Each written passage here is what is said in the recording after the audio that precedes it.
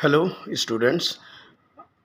आज हम लोग जो है क्लास 9 बोल सकते हैं आप, इवन 7 ऑल्सो। तो 7 8 9 का जो केमिस्ट्री है बेसिक, वो हम लोग डिस्कस करेंगे, जो कि एक इम्पॉर्टेंट चैप्टर है एटॉमिक स्ट्रक्चर। तो एटॉमिक स्ट्रक्चर ये एक ऐसा चैप्टर है कि ये आपको 7 में भी है, 8 में, 9 में, 10 में, इवन 11 में भी आपको ये डिटेल्स में आपको पढ़ना रहता है। तो ये चैप्टर जो है आपको इम्पॉर्टेंट है शुरू से, क्लास 9 का स्टूडेंट के लिए भी इम्पॉर्टेंट है, 10 के लिए भी इम्पॉर्टेंट है। तो इसको जो है समझना स्टूडेंट के लिए बहुत ही ज़रूरी होता है, क्योंकि ये एक्चुअली बेस होता है केमिस्ट्री का।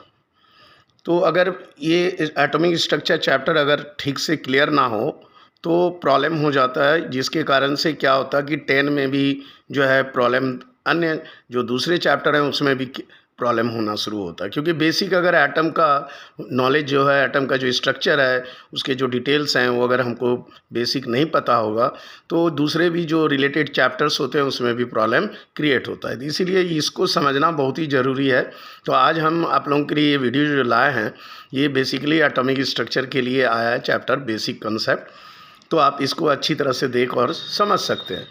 तो देखिए, इसमें हमने एक चार्ट बना दिया है जिससे आपको आसानी होगा कि ये अच्छी तरह से समझ लेना।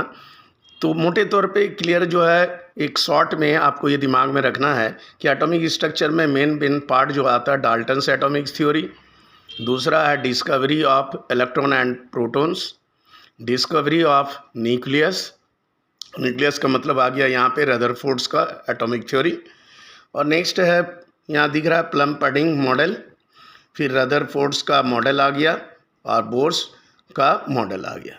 तो इस तरह से ये जो 3 मॉडल इधर दिख रहा है आपको, और ये आपका डिस्कवरी है।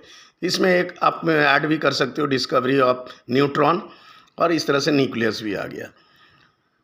और ओवरऑल जो ये सब मिला के आपका एक स्ट्रक्चर ऑफ एटम कंप्लीट होता है। तो स्ट्रक्चर ऑफ एटम मीन्स एक सिंगल टॉपिक नहीं है, एक छोटा सा टॉपिक नहीं है, एक डिटेल्स में आपको ये पढ़ना है जिसमें ये सब मॉडल आता है। क्लियर? ये एटॉमिक मॉडल सब आएंगे इसमें। तो ये ओवरऑल जो आपको फोकस ये टॉपिक करना पड़ता है। ठीक है? तो पहले आप कंसंट्रेट कर लेना है कि ये हमको पढ़ना है। अब नेक्स्ट में आ जाते हैं इलेक्ट्रॉनिक कॉन्फ़िगरेशन, क्योंकि जब इलेक्ट्रॉन है तो जानते हैं आप लोग कि इलेक्ट्रॉन जो है अरेंज रहता है इन डिफरेंट ऑर्बिट्स। तो that is called electronic configuration, arrangements of electron in different orbits. ठीक है? तो ऑर्बिट एक्चुअली कुछ नहीं है, ऑर्बिट का मतलब है इमेजिनरी